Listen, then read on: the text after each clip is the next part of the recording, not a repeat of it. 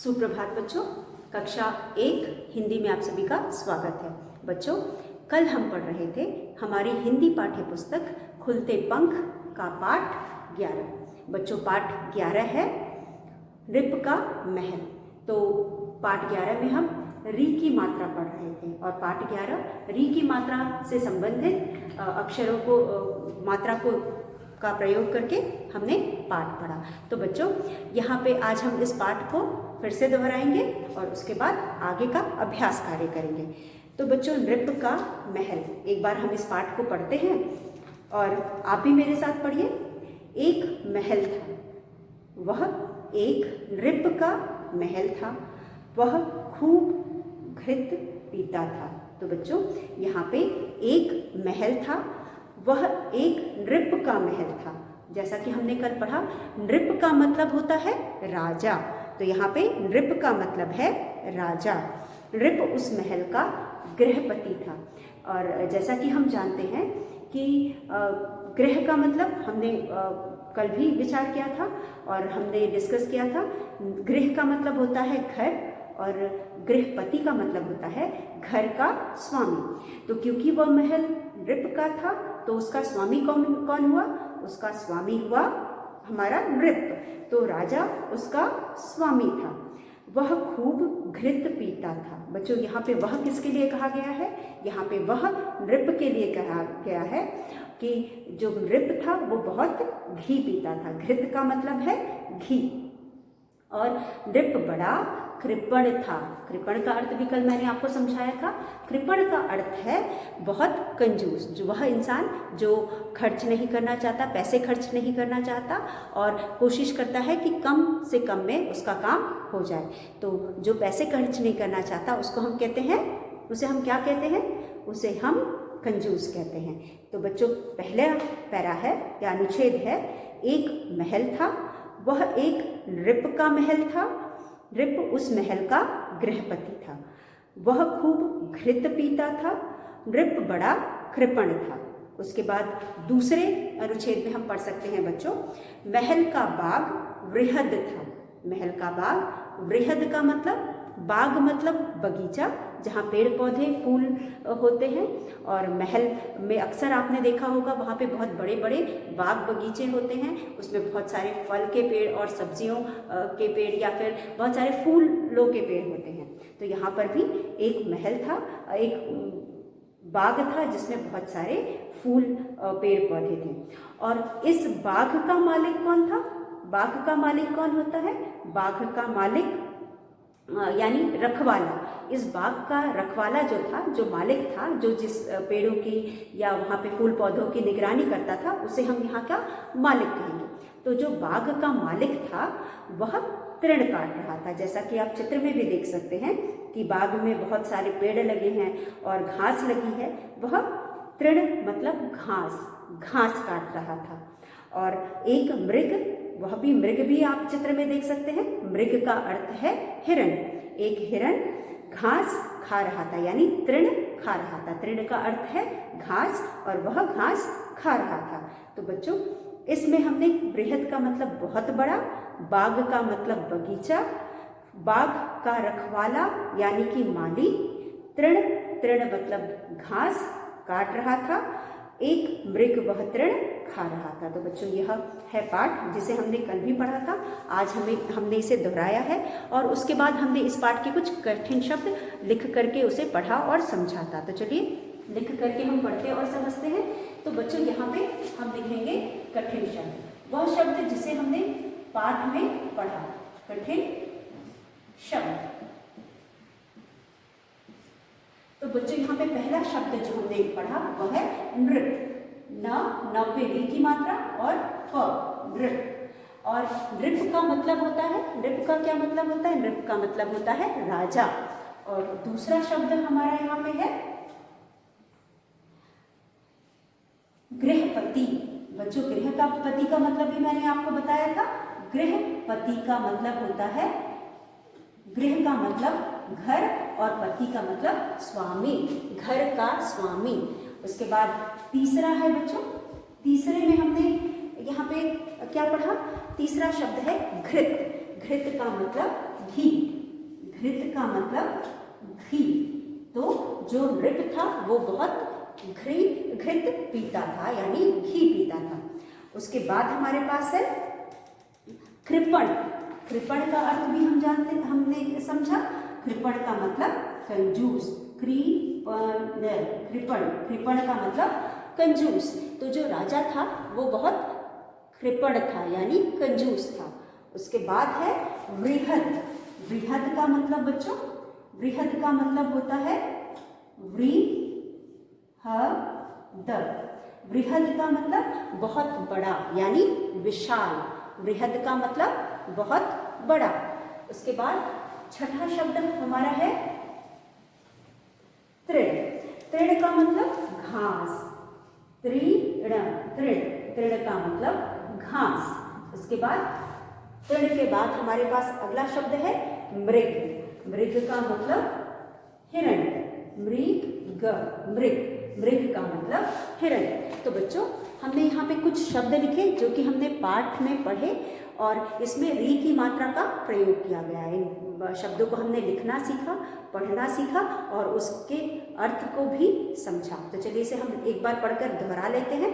तो बच्चों यहाँ पे हम पढ़ रहे हैं, हमने पहला शब्द लिखा है न पे री की मात्रा नृ, प नृप, ग पे री की मात्रा गृह, पति पति, घ पे री की मात्रा घी घृत घृत, क पे री की मात्रा कृपण कृपण, व पे री की मात्रा वृहद वृहद, त पे री की मात्रा तृण तृण, म पे री की मात्रा मृग मृग।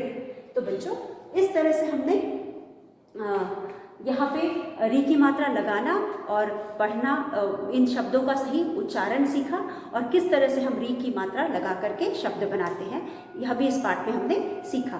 तो बच्चों अब हम करेंगे इस पाठ में आने वाले अभ्यास कार्य। तो बच्चों हमारा अगला अभ्यास कार्य है चित्र देखकर री की मात्रा लगाओ। चित्र देखकर री की मात्रा लगाओ।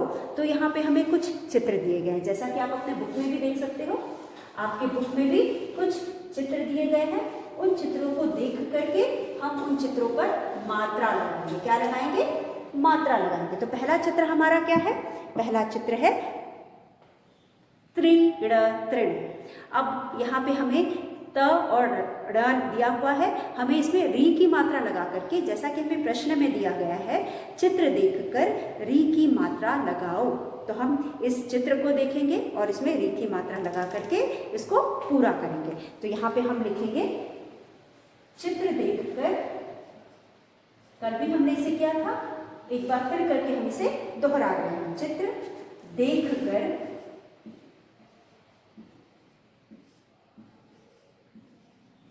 चित्र देखकर री की मात्रा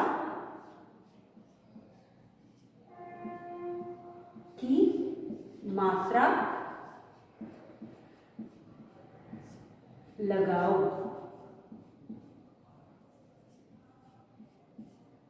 लगाओ। तो बच्चों क्या आप पहचान रहे पहला चित्र क्या है? पहला चित्र है तृण का। तृण का अर्थ है घास। तृण का अर्थ या मतलब है घास। तो यहाँ पे हमें घास बनी हुई है और नीचे लिखा है त, पहले चित्र में त और न। तो हम इसमें री की मात्रा कहाँ लगाएंगे? हम इसमें त्रि, त के नीचे री की मात्रा लगा करके इस शब्द को पूरा करेंगे। तो हमें लिखा क्या है? लिखा है त और न। हम यहाँ पे त के नीचे री की मात्रा लगा करके इस शब्द को पूरा करेंगे। तो बच्चों इस तरह से यह शब्द बना तृण तृण। अब दूसरा चित्र क्या है? आप दूसरा चित्र देख सकते हैं। दूसरा चित्र है घर। घर को हम गृह कहते हैं। तो यहाँ पे लिखा है ग और ह। अब हमें इसमें लगाना क्या है? री की मात्रा। कहाँ री की मात्रा लगाएंगे? ग पे लगाएंगे। तो यहाँ पे हम ग के नीचे री की मात्रा लगाएंगे और लिखेंगे ह, गृह। ग के नीचे री की मात्रा लगाएंगे और लिखेंगे गृह। उसके बाद तीसरा है हमारे पास, तीसरा चित्र है मृग का। म और ग लिखा हुआ है। म और ग में हम म और ग में हम री की मात्रा लगाएंगे, हो जाएगा मृग, मृग, मृग। तो ये हो गया मृग, मृग। मृग में हम री की मात्रा लगा करके इसको पूरा करेंगे, तो ये हो गया मृग, मृग। मृग का मतलब हिरण। उसके बाद चौथा चित्र है नृप का और लिखा है न और प, न प। अब इसमें हम री की मात्रा लगा करके इसे बनाएंगे नृप, नृप। तो ये हो जाएगा नृप, नृप। नृप का अर्थ है राजा। तो बच्चों इस तरह से हमने पहला अभ्यास किया जिसमें हमें चित्रों को देखना था, उन्हें पहचानना था और उन चित्रों को पहचान करके उसमें री की मात्रा लगा करके उसे पूरा करना था, क्योंकि जो चित्र है उसमें री की मात्रा नहीं है। बिना री की मात्रा को चित्रों के नाम को लिखा गया है, तो हम उसमें री की मात्रा लगा करके उसे पूरा करेंगे। तो बच्चों यह था हमारा कल का अभ्यास। यह अभ्यास हमने कल किया था और आज हमने इसे दोहरा लिया है। अब हम शुरू करेंगे आज का अभ्यास। तो बच्चों यहाँ पे हमारे अगले पेज में हमें कुछ अभ्यास कार्य दिए गए हैं जो कि पाठ से संबंधित है। हम इसे पढ़ेंगे, समझेंगे और उसको यहाँ पे लिखेंगे। तो बच्चों पहला प्रश्न है बताओ। तो हम यहाँ लिखेंगे बताओ।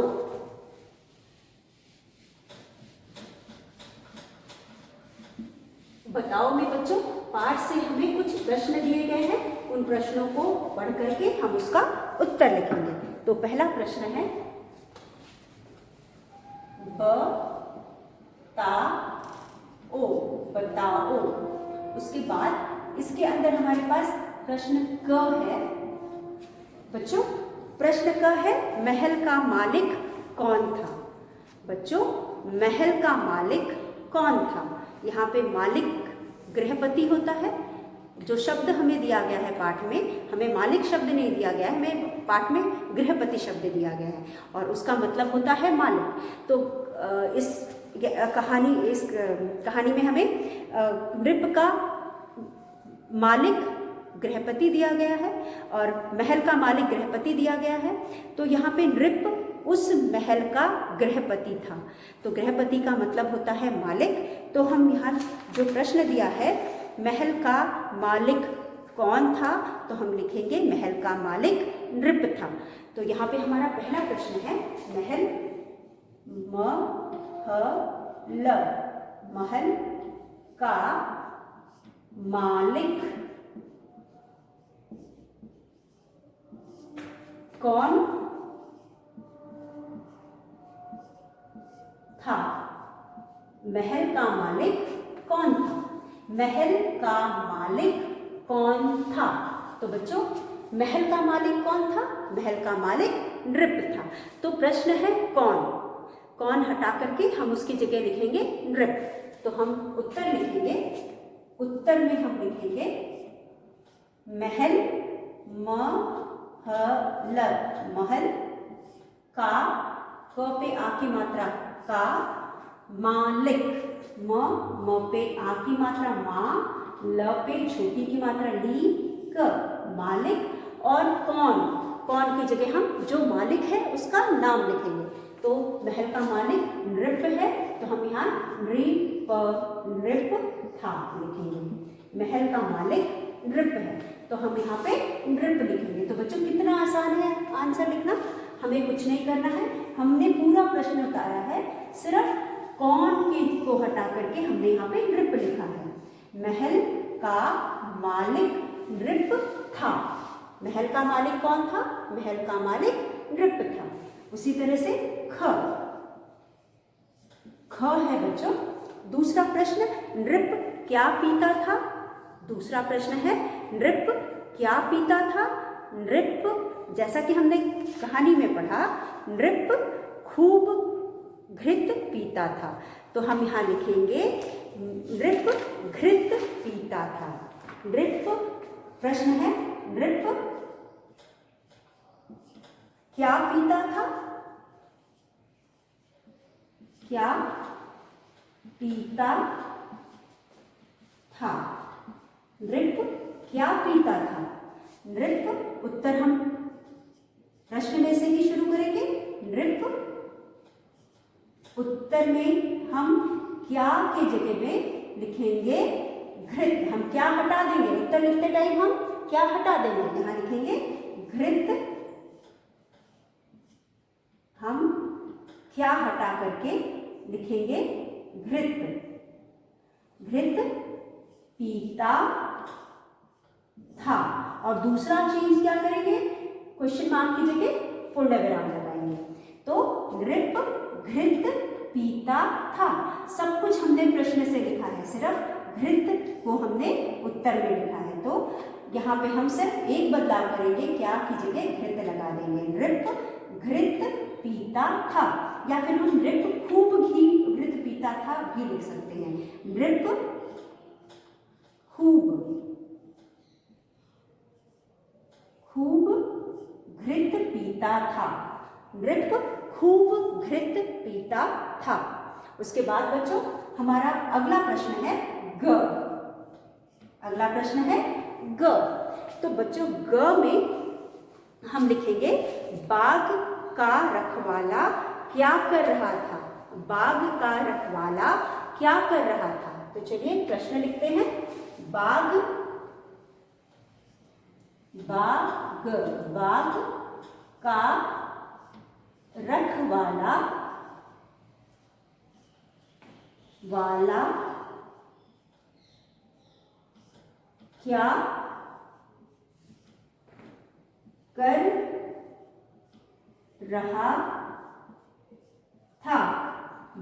का रखवाला क्या कर रहा था। बाग का रखवाला क्या कर रहा था। बाग का रखवाला क्या कर रहा था। तो उत्तर में हम लिखेंगे बच्चों बाग का रखवाला क्या कर रहा था। बाग का रखवाला क्या कर रहा था। बाग का रखवाला तृण काट रहा था। तो हम यहाँ लिखेंगे बाग, हम यहाँ लिखेंगे बाग, ये हो जाएगा बाग बाग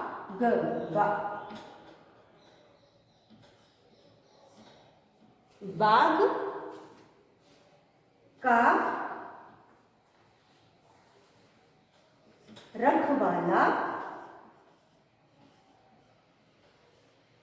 रखवाला तृण क्या की जगह लिखेंगे। तृण काट रहा था। बाग का रखवाला तृण काट रहा था। बाग का रखवाला क्या कर रहा था। बाग का रखवाला तृण काट रहा था। तो हम लिखेंगे तृण काट रहा।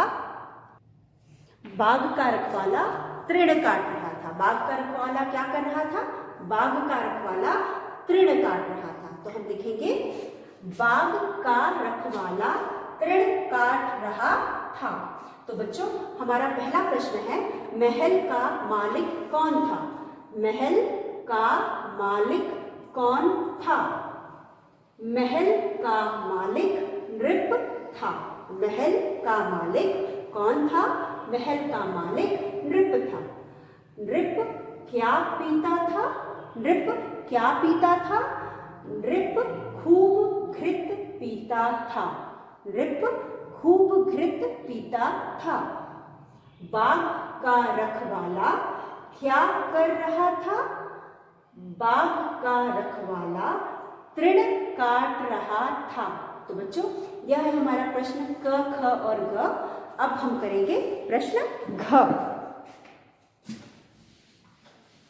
प्रश्न घ। प्रश्न घ है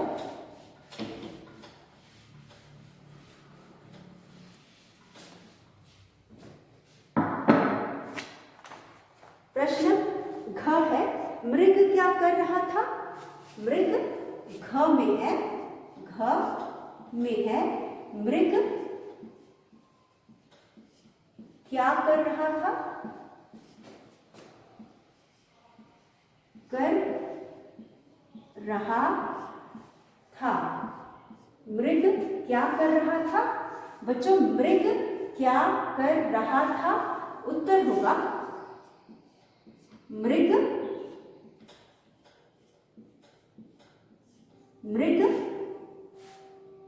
तृण खा रहा था। मृग तृण खा रहा था। मृग क्या कर रहा था? मृग तृण खा रहा था। तो बच्चों हमारा आखिरी प्रश्न है, मृग क्या कर रहा था? मृग तृण खा रहा था। खा रहा था, मृग तृण खा रहा था। तो हम लिखेंगे मृग तृण खा रहा था। क्या की जगह हम लिखेंगे तृण, और तृण खा और क्या कर हटा करके हम लिखेंगे तृण खा रहा था। तो यह है हमारा आखिरी प्रश्न। तो बच्चों एक बार फिर हम इसे बोलकर दोहराते हैं। बच्चों पहला प्रश्न आज का हमारा है बताओ। बताओ में हमारे पास है क, महल का मालिक कौन था? महल का मालिक कौन था? महल का मालिक नृप था। नृप क्या पीता था? नृप खूब घृत पीता था। नृप खूब घृत पीता था। बाग का रखवाला क्या कर रहा था? बाग का रखवाला क्या कर रहा था? बाग का रखवाला तृण काट रहा था। बाग का रखवाला तृण काट रहा था। मृग क्या कर रहा था? मृग तृण खा रहा था। तो बच्चों यह हुआ हमारा प्रश्न उत्तर। अब इसके बाद हम करेंगे अगला शब्द जो है, अगला प्रश्न जो है शब्द बनाओ। तो यहाँ पे हम शब्द बनाना सीखेंगे।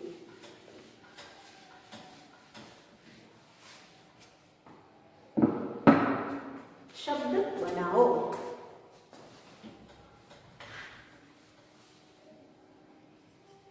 शब्द बनाओ। तो बच्चों यह है शब्द बनाओ। अब शब्द बनाओ में हमें क्या करना है?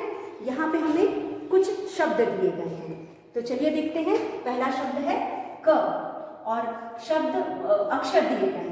यह क और यहाँ पे हमें इसे इस तरह से लिखा हुआ है। अब इससे हम शब्द बनाना है। इसके आगे हमें कुछ और अक्षर दिए गए हैं। अब इस एक क को अलग अलग अक्षरों के साथ मिला करके अलग अलग शब्द बनाने। तो चलिए पहला जो हमें शब्द दिया गया है वह है षटकोण। श पे छोटी की मात्रा, षटकोण श पे छोटी की मात्रा। फिर है प पे आ की मात्रा। फिर है प पे आ की मात्रा और ड़। फिर है श पे श और श के साथ क। तो अब इन्हें हम क के साथ मिला करके इनका शब्द बनाएंगे। तो बच्चों पहला यह शब्द सबके लिए कॉमन है कि सबसे पहले हम क्री और शी को मिला करके नया शब्द बनाएंगे। हो जाएगा कृषि। ये हो गया कृषि। और कृषि का मतलब होता है खेती। कृषि का मतलब होता है खेती। तो क पे री की मात्रा, क्री, श पे छोटी की मात्रा, शी, कृषि। उसके बाद है दूसरा शब्द है कृपा। अब इससे जोड़कर हम बनाएंगे क्री, क के नीचे री की मात्रा क्री, प पे आ की मात्रा कृपा। क के नीचे री की मात्रा और प पे आ की मात्रा, ये बन गया कृपा, कृपा। उसके बाद हमारे पास है कृपाण, कृपाण। कृ, यह शब्द हम पहले भी पढ़ चुके हैं पाठ में। कृपाण, कृपाण। ये हो गया कृपाण। कृपा का मतलब किसी पे दया करना, और कृपाण का मतलब एक टूल होता है या औजार होता है। उसके बाद है कृषक। अभी हमने ऊपर एक शब्द कृषि पढ़ा।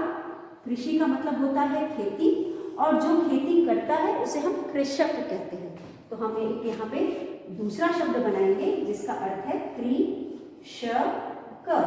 जो कृषि करता है उसे हम कृषक कहते हैं। जो कृषि करता है उसे हम क्या कहते हैं? उसे हम कृषक कहते हैं। तो बच्चों यहाँ पे हमारा पहला प्रश्न है जिसमें हमने शब्द बनाए क पे री की मात्रा, क्री, श पे छोटी की मात्रा शी, कृषि।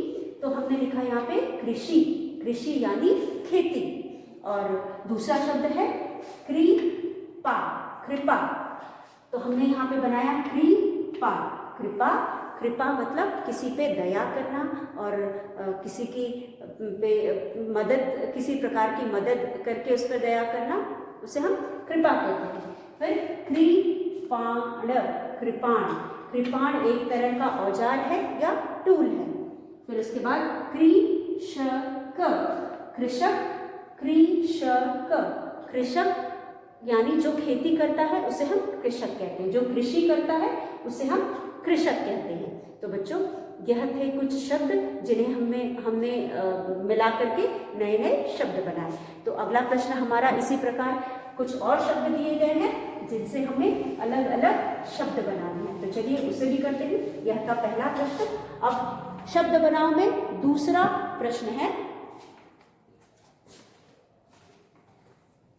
मृ, म। यहाँ पे हमारे पास जो शब्द है वह है मृ। अब उसके बाद हमें कुछ शब्द दिए गए हैं ग, फिर है द, द पे आ की मात्रा दा, फिर है त क, मृ, फिर मृ, द पे आ की मात्रा दा, फिर त और क तक, फिर है द, द पे छोटियों की मात्रा दू, मृदु। तो बच्चों, इन्हें मिलाकर के हमें नए नए शब्द बनाने हैं। हम मृ को इन सारे शब्दों के साथ मिलाकर के अलग अलग शब्द बनाएंगे। तो हमारा पहला शब्द है मृग, मृग। मृग से हम शब्द बनाएंगे, मृ और ग को मिलाकर हमने बनाया मृग, मृग। मृ और ग को मिलाकर हमने शब्द बनाया मृग। उसके बाद हमारे पास है मृदा, मृ, म पे री की मात्रा मृ, द पे आ की मात्रा दा, मृदा। उसके बाद है मृतक, मृतक,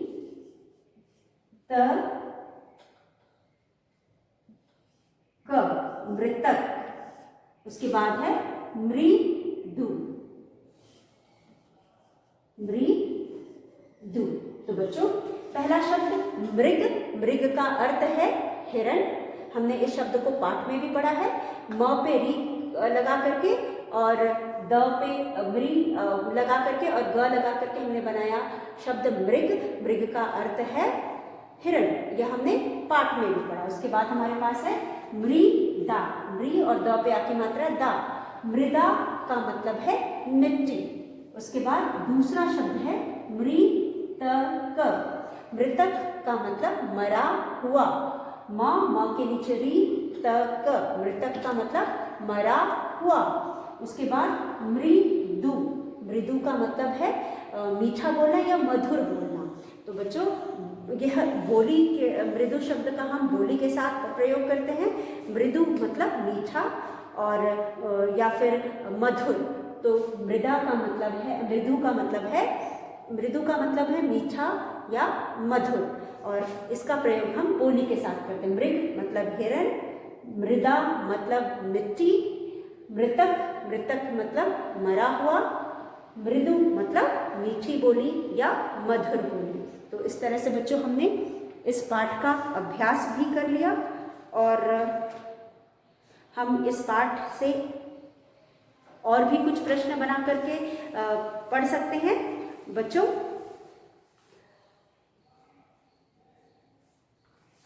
नृप कैसा था? हम नृप के बारे में पूछ सकते हैं। नृप बड़ा डैश था। नृप कैसा था? नृप बड़ा डैश था। तो इसका उत्तर क्या होगा? नृप बड़ा कृपण था। नृप बड़ा कृपण था। या फिर महल का बाग कैसा था? महल का बाग कैसा था? महल का बाग वृहद था। वृहद का मतलब होता है बहुत बड़ा। महल का बाग कैसा था? महल का बाग वृहद था। उसके बाद बाग में कौन घूम रहा था? बाग में कौन घूम रहा था? बाग में मृग घूम रहा था। मृग क्या कर रहा था? मृग तृण खा रहा था।